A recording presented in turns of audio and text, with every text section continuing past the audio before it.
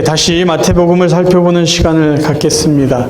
오늘 저희들이 읽은 본문의 내용은요, 마태복음 5장 20절을 중심으로 해서 해석하고 이해하고 적용해야 되는 말씀입니다.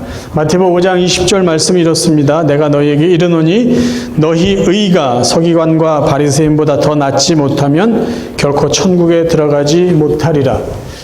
바리새인보다 서기관보다 의가 더 나아야 천국에 들어간다는 의미가 아니라 하나님의 자녀로 선택받고 하나님의 백성이 된 자들은, 천국에 이미 들어간 자들은 바리새인과 서기관들보다 더 나은 의를 행하며 살아야 된다라는 말씀입니다.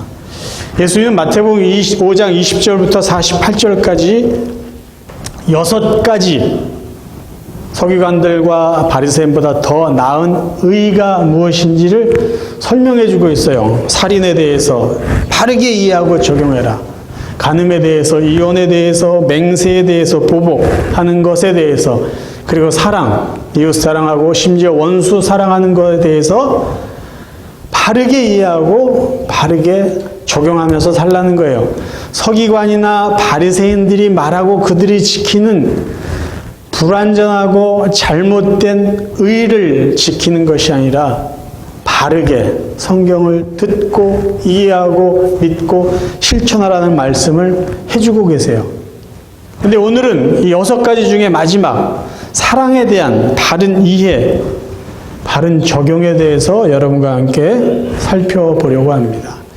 예수님이 제자들에게 말씀하시는 이웃사랑, 원수사랑은 어떻게 해야 되는 것일까요? 첫 번째요, 하나님이 말씀하신 것에는 그 어떤 것도 가감하지 말고 바르게 적용해야 된다는 말씀이에요. 예수님이 이렇게 시작하세요. 5장 43절, 또 내 이웃을 사랑하고 내 원수를 미워하라 하였다는 것을 너희가 들었으나, 자, 제자들에게 말합니다. 너희들은 서기관과 바리새인들 통해서 너희 이웃은 사랑하고 너희의 원수는 미워하라고 그렇게 그들이 말하는 걸 들었는데, 그러나라는 거예요. 그러나 그것은, 그들이 말하는 것은 잘못됐다라는 것이죠. 서기관과 바리새인들이 내 이웃을 사랑하고 내 원수를 미워하라라고 말했는데, 이 말은 어디에 쓰여 있냐? 구약성경에 나와 있어요. 레위기 19장에. 그러면 정확하게 하나님께서 모세에게 주신 이웃사랑의 말씀은 무엇일까 살펴봅니다. 레위기 19장 17절 18절이에요. 너는 네 형제를 마음으로 미워하지 말며 내 이웃을 반드시 견책하라. 그러면 내가 그에 대하여 죄를 담당하지 아니하리라. 원수를 갚지 말며 동포를 원망하지 말며 내 이웃 사랑하기를 내 자신과 같이 사랑하라. 나는 여호와니라. 하나님은요, 내 이웃을 사랑하라고 하셨어요. 그리고 원수는 갚지 말라고 그러셨어요. 동포를 원망하지 말라고 그러셨어요. 원수를 미워하라고 전혀 말씀하시지 않았어요. 근데 서기관과 바리새인들은 어떻게 자기들이 해석하고 어떻게 가르쳤냐? 좋아하는 사람은 좋아하고 사랑하는 사람은 사랑하십시오. 그 대신 원수는 미워하세요. 그렇게 하나님이 말씀하신 것처럼 그들이 자기들의 기준과 자기들의 수준으로 뺄 것 빼고 더할 것 더해서 사람들에게 가르쳤다는 거예요. 그리고 그들은 그렇게 살면서 의로운 척 했던 사람들이에요. 자기들의 기준과 자기들의 기분대로 사랑해야 될 사람, 미워해야 될 사람을 딱 정해놨어요. 저 사람은 괜찮은 사람이니까 사랑해야 돼. 사랑할 수 있어. 저 사람, 저 인간들은 안 돼. 마음에 들지 않아. 하는 짓마다 꼴 보기 싫어. 저 사람들은 미워해야 될 대상이야. 나쁜 사람이야. 누가 정했어요? 자기들이 정한 거야. 자기들의 기준, 자기들의 수준, 자기들의 기분, 자기들의 기준에 의해서 사랑해야 될 사람, 미워해야 할 사람들이 정해졌어요.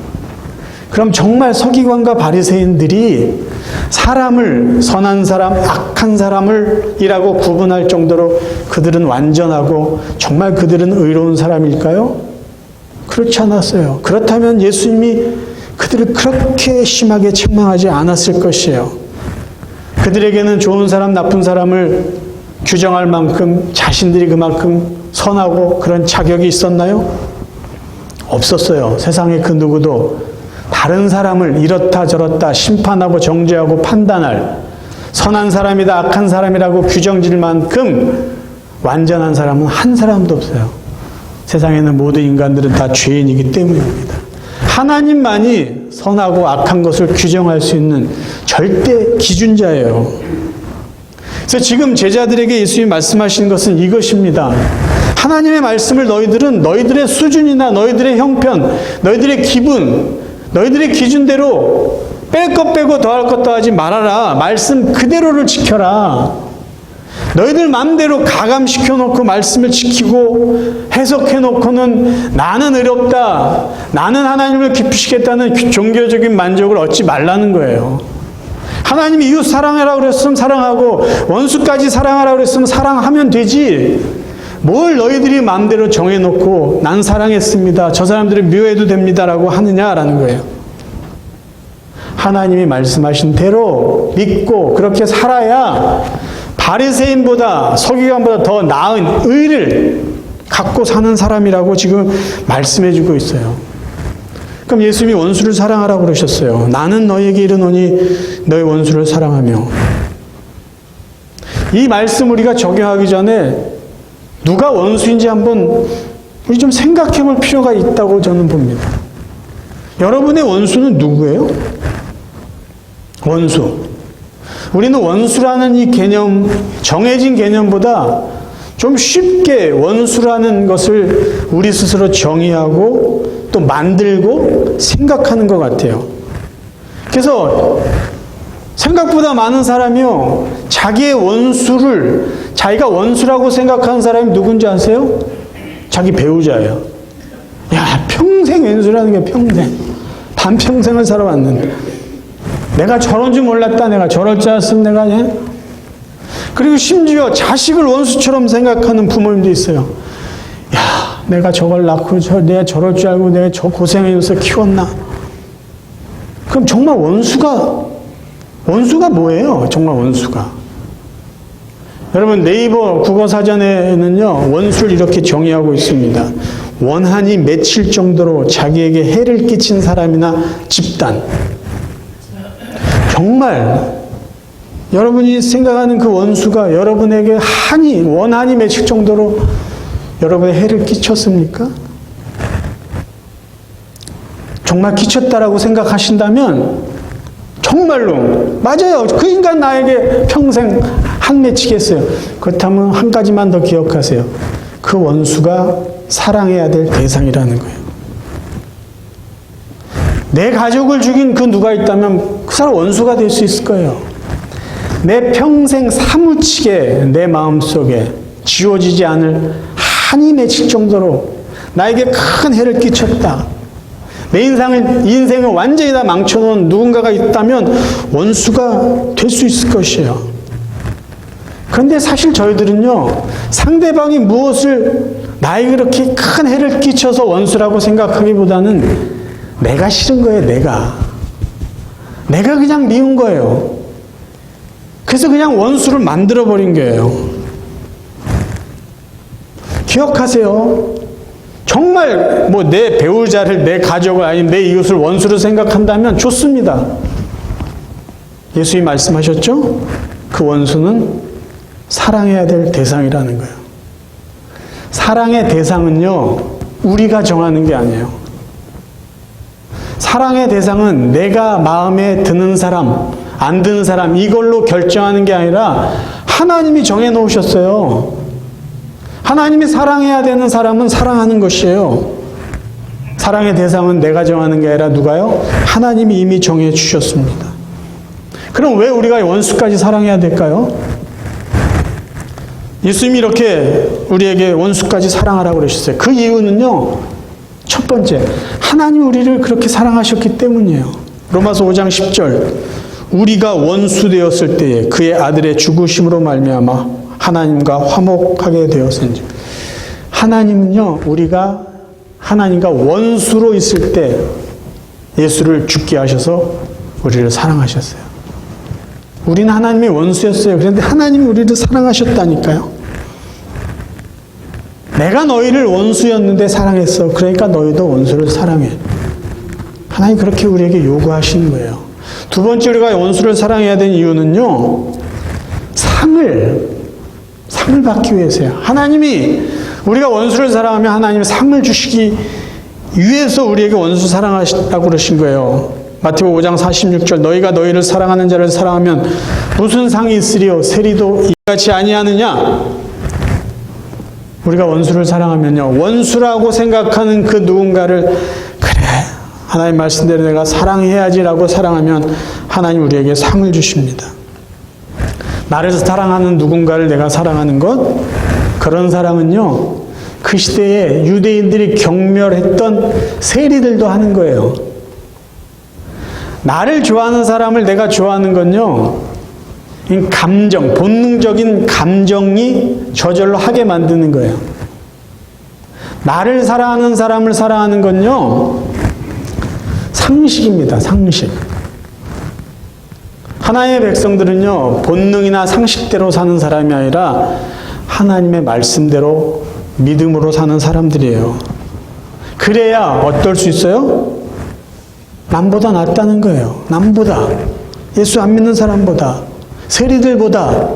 위선적인 서기관과 바리새인보다 낫다라는 거예요. 세 번째 원수를 사랑해야 되는 이유는요. 하나님의 자녀라는 것을 증명하기 위해서입니다. 본문 5장 44절 45절 나는 너희에게 이르노니 너희 원수를 사랑하며 너희를 박해하는 자를 위하여 기도하라. 이같이 한즉 하늘에 계신 너희 아버지의 아들이 되리니. 또 정리할까요? 아들이 되리니 이거는요. 원수를 사랑하면 하나님의 아들이 된다라는 의미가 아니라 아들이 되었다면은 하나님의 자녀가 되었다면은 원수를 사랑하라는 거예요. 이웃사랑은요. 내가 구원받았다는 것을 증명하는 모습이에요. 45절 후반절을 보면은요. 하나님이 이렇게 하셨다고 말해 있어요. 하나님이 그 해를 악인과 선인에게 비추시며 비를 의로운 자와 불의한 자에게 내려주심이라. 왜 우리가 악인까지 사랑해야 되냐? 하나님이 그렇게 하셨어요. 하나님은 햇빛을, 비를, 이 자연의 모든 혜택들을 모든 사람들에게 주셨어요. 선한 사람, 악한 사람 구별하지 않고요. 우리가 하나님처럼 사람을 차별하고 구별하지 않고 우리가 할 일을 하고 주님의 사랑을 드러내면요. 하나님을 닮아가는 거예요. 부전자전이 되는 거예요. 인간이 하나님의 형상으로 태어났다. 하나님의 형상으로 지음받았다라는 의미 속에는요. 인간도 하나님 같은 성품을 소유했다라는 것을 의미합니다. 하나님이 사람들을 이렇게 사랑하셨어요. 그 형상대로 지음받은 저희들도 하나님처럼 그렇게 사랑할 수 있다라는 것이에요.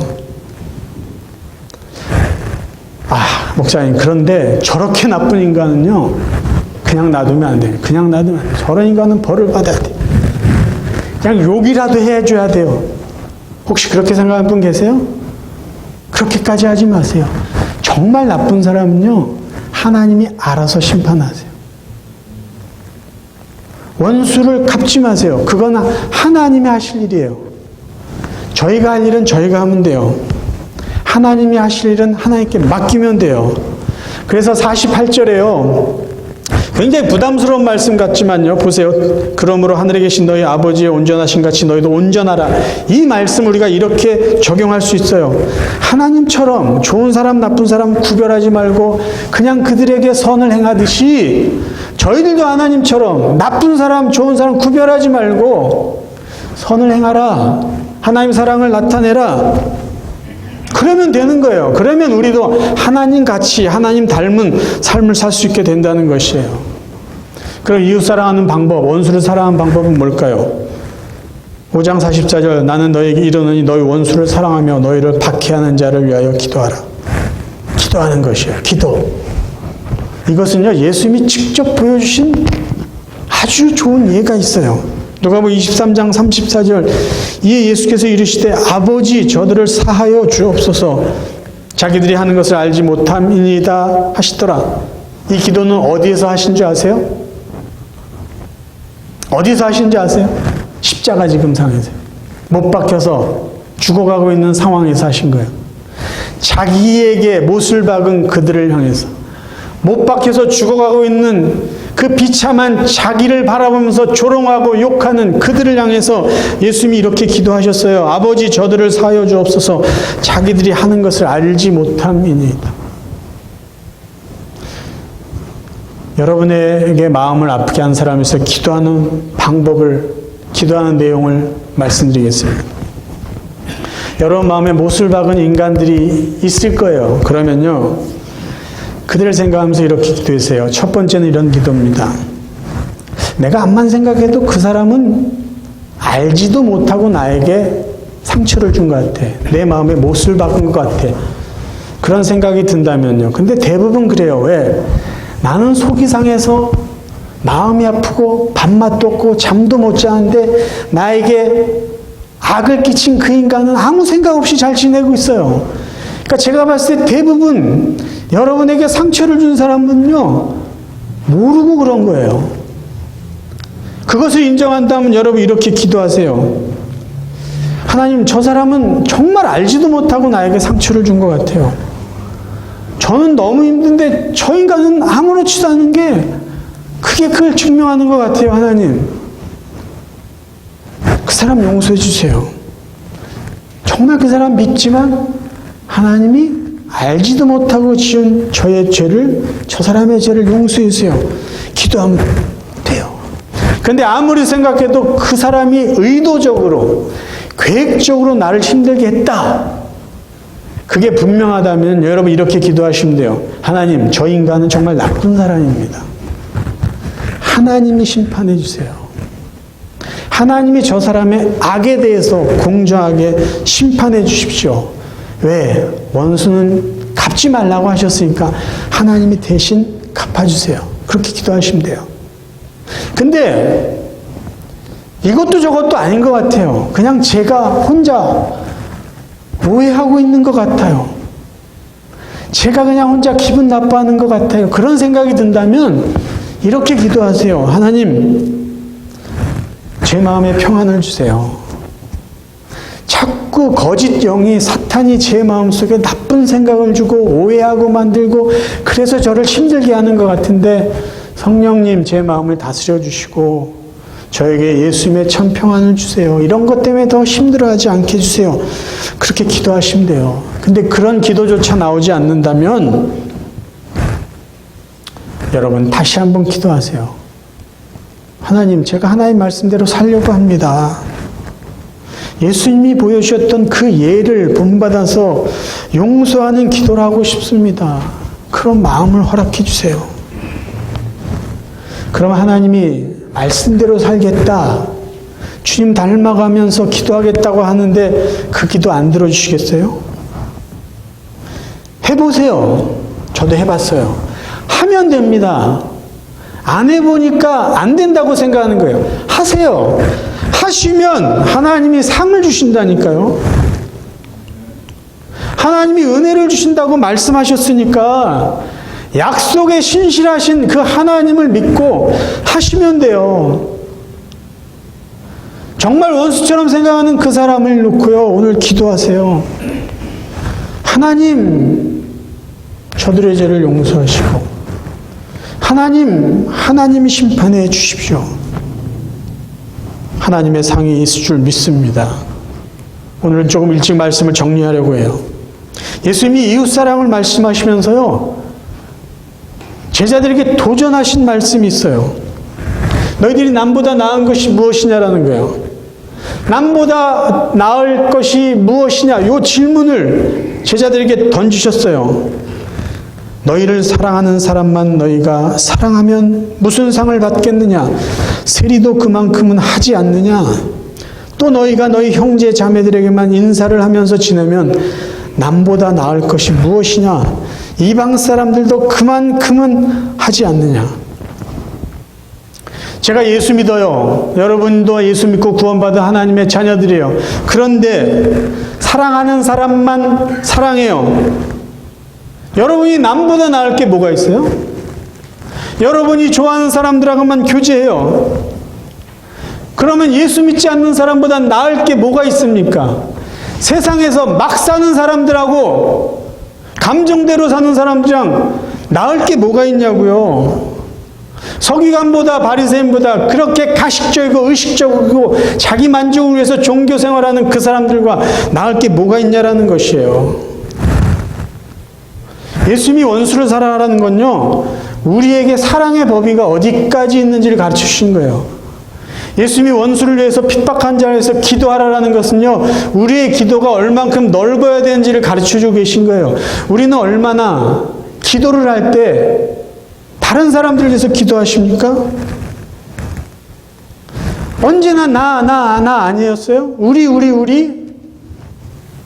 예수님이 지금 이 말씀을 하시면서 기도의 폭을 넓히라고 우리에게 말씀하신 거예요. 너희들의 필요만이 아니라 남을 용서해 줄 수 있는 기도, 남을 축복해 줄 수 있는 기도, 다른 사람을 섬길 수 있는 기도, 그 기도까지 하라고 말씀하는 거예요. 어디까지, 누구까지 사랑하라고요? 좋아하는 사람만 좋아하고 사랑하기에 부족함이 없는 사람들만 사랑하지 말고 나에게 해를 끼치고 나를 핍박하는 그들까지도 사랑해라. 그게 우리에게 가르치신 사랑의 범위입니다. 여러분에게 질문을 드릴게요. 지금 여러분들이 저의 설교를 들으시면서 또 예수님이 말씀하신 이 말씀을 들으시면서 어떤 생각이 드세요? 어떤 마음을 갖고 계세요? 혹시 부담이 되십니까? 좀 부담스럽습니까? 여러분, 신약 성경이요, 특별히 바울 서신을 보면은요, 바울 서신이 누구에게 조언과 충고와 하나님의 말씀을 전하셨는지 아세요? 대부분이요, 신앙생활 막 시작하는 초신자들에게 보낸 편지예요. 자기가 개척한 교회, 그리고 떠나왔는데 소식을 들으니까 막 한심하고 답답해요. 불안해요. 그래서 빠르게는 1년, 좀 길게는 한 10년 정도. 그러면 10년 정도 신앙생활한 사람들에게 보낸 편지예요. 대부분 무슨 내용일까요? 교회 생활을 이렇게 하는 겁니다. 여러분, 서로 싸우시면 안 돼요. 하나님 말씀 잘 배우시고 말씀 잘 적용하시고 기도 생활을 이렇게 해야 됩니다. 서로 섬겨야 되고 부족한 사람끼리 모였기 때문에 이해하고 하나님의 교회를 아름답게 세워가야 됩니다. 그리고 여러분, 세상에서는요, 하나님의 백성답게 사셔야 돼요. 똑같이 사시면 안 돼요. 도덕적인 기준도 높아야 되고요. 신앙 인격도 조금 더 높여가면서 살아야 됩니다. 누구를 위해서요? 신앙생활 막 시작하는 사람들을 위해서. 물론 하나님의 말씀은요, 어느 시대 누구를 막론하고 모두에게 적용돼야 될 진리의 말씀이에요. 근데 신약 성경에 기록된 배경을 보면은요, 이제 신앙생활하는 사람들을 위한 조언들이 상당히 많다라는 거예요. 근데 여러분은 가끔씩, 아니면 얼마나 자주 신앙생활 초보자들을 위해서 보낸 하나님의 말씀을 듣고 부담스러워 하십니까? 얼마나 가끔, 얼마나 자주? 제가 알기로 저희 교회 성도님들은요, 신앙생활 하신 지 적어도 30년, 40년 이상 되신 분들이에요. 여러분, 30년, 40년 뭘 했다. 그럼요, 초보가 아니에요. 프로예요, 프로. 도사예요, 도사. 근데 여러분, 여전히 신앙의 초보자들을 위한 여러분, 기도 생활해야 돼요. 말씀 읽어야 돼요. 교회 생활 이렇게 해야 됩니다라고 그런 설교를 듣고 그런 말씀을 듣는데도 계속 부담스러워한다면, 부담을 느낀다면 여러분 스스로가 나는 초보입니다라는 것을 인정하는 것과 다를 게 없어요. 신앙생활 오래 하셨죠? 그러면요, 지금 예수님이 제자들에게 말씀하신 원수를 사랑해라, 핍박한 자들을 위해서 기도해라, 이 말씀 정도는요, 우리가 듣고 그렇게 살아야 돼요. 신앙생활 오래 하셨다고 자부하시는 분들에게 또 제가 질문할 테니까요, 마음에 솔직히 대답해 보시기 바라요. 마음속으로. 신앙생활 기본에 대한 설교를 할 때마다, 신앙생활 기본에 대한 이야기를 여러분에게 제가 전할 때마다 부담을 느끼십니까? 그렇다면 부끄러워하셔야 돼요. 신앙의 기본에 대한 이야기를 제가 계속 하는데 부담스럽지 않고 불편하게 들리는 분들이 있다면 다행이에요. 목사님, 그 정도는 저는 다 할 수 있어요. 아니, 그거 제가 신앙생활 몇십 년을 했는데 왜 아직도 그런 수준의 이야기를 하십니까? 그 정도 생각을 하시고 기분 나빠하셔야 돼요. 자존심이 상해야 되는 게 여러분들에게 정상이에요. 목사님, 제발 이제 그 정도 설교하지 마세요. 좀 수준을 높이세요. 제발 그렇게 자존심을 갖고 저에게 말씀해 주시기를 바라요.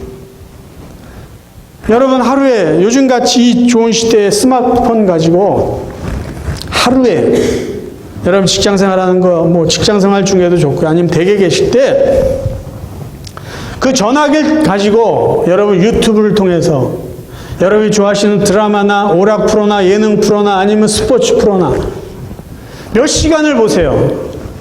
하루에 몇 시간을 들으세요. 좋습니다. 그 우리가 얼마인지 할 수 있어요. 그러면 하루에 몇 분이나 성경을 읽으세요. 하루에 몇 분이나 기도를 하세요. 제가 이 말씀 드릴 때 부담스러워 하시면 여러분 부끄러워 하셔야 돼요. 제가 지금 이 말씀을 할 때 부끄러운 생각이 안 들어요. 대신 기분이 별로 안 좋아요. 그 정도는 다 해요. 자존심이 상한다면 정상이에요. 자존심이 상해야 돼요.